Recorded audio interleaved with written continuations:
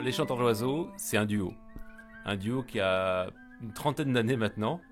Alors, d'abord, un duo de classe de récréation en baie de Somme, qui est devenu un duo de collège, puis de lycée, puis d'études supérieures, puis de scène, puis de marais, puis de chemin, puis d'hôpitaux, de prison, de scènes de spectacle. Voilà.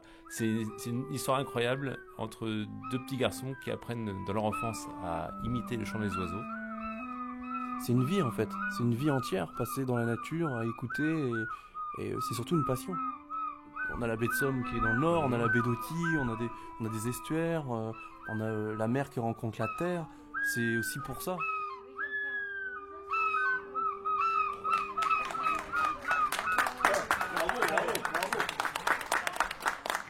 Quel est l'oiseau le plus présent sur Terre? Le pigeon, c'est le numéro 2. Bravo. Le moineau. Bravo. Le moineau numéro 3. Numéro 3, le moineau. Bravo.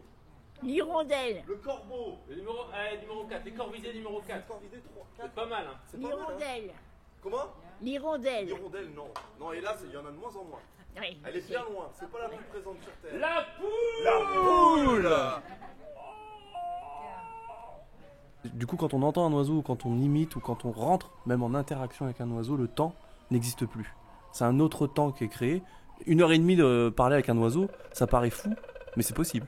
Et de l'apporter comme ça maintenant, voilà, de devenir un peu détenteur de cet univers, de ce patrimoine, et de l'ouvrir comme ça au monde et aux humains, c'est ça qui est notre art.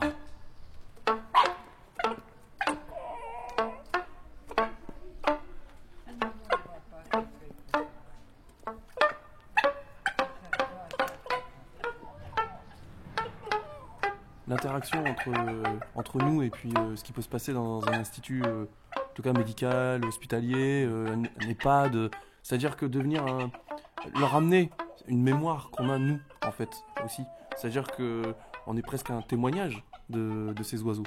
C'est vrai que s'ils ouvrent la fenêtre, ils peuvent entendre, mais le fait de venir, ça amplifie le phénomène presque. C'est-à-dire qu'on est presque des haut-parleurs dans leur chambre ou ailleurs en fait.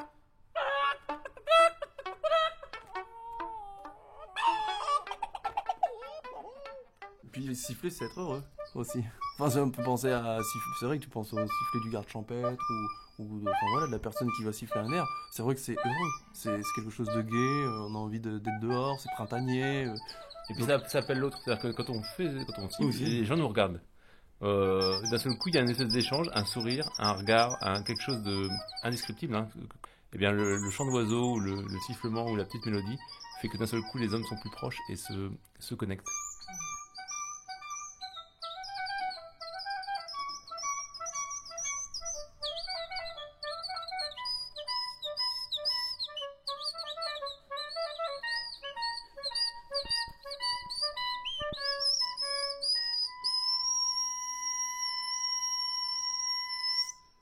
C'est très, très, très bien.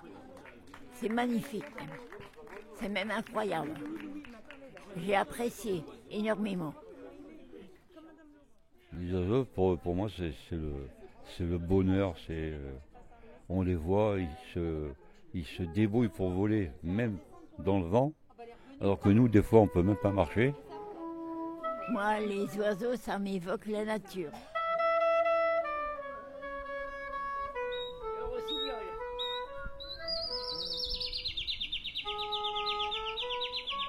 Elle a chanté ça de Luis Mariano. Hein? Rossignol, rossignol de mes amours. C'est ça. Quand ton chant s'élèvera, mon chagrin s'envolera et l'amour viendra peut-être.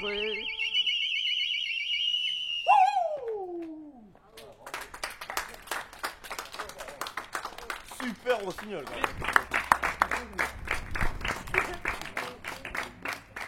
Bon après-midi à vous.